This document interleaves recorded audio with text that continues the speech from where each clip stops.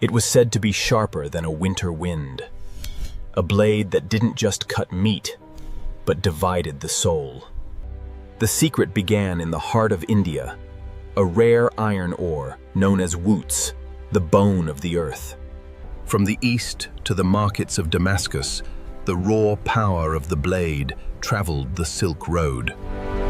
Here, the masters of fire waited.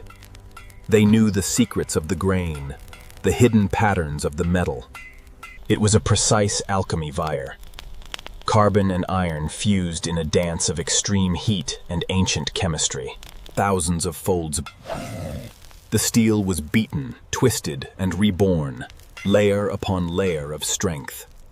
The mark of the true Damascus, a pattern like water, reflecting the spirit of the desert itself. The heavy steel of the West met the flexible art of the East.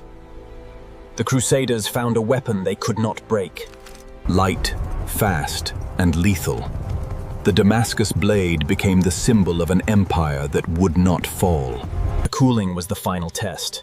Too fast and it breaks. Too slow and it dulls. The balance of life and death. Thousands of years before modern science, these smiths were practicing nanotechnology in the dark. It was a living thing, flexible enough to bend, yet hard enough to decapitate a king with one stroke. It was the gold of the battlefield, a weapon so valuable it was worth more than 1,000 horses. Perfection has no end.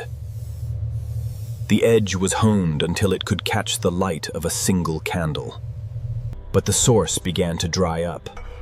The rare ore was vanishing, and with it, the soul of the steel. Secrets were kept too well.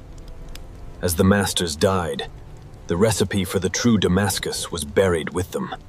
Centuries later, the metal does not rust.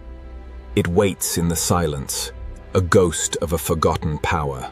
We try to recreate it with our machines, but we lack the hand, the eye, and the fire of the ancient masters. Nature and man worked together.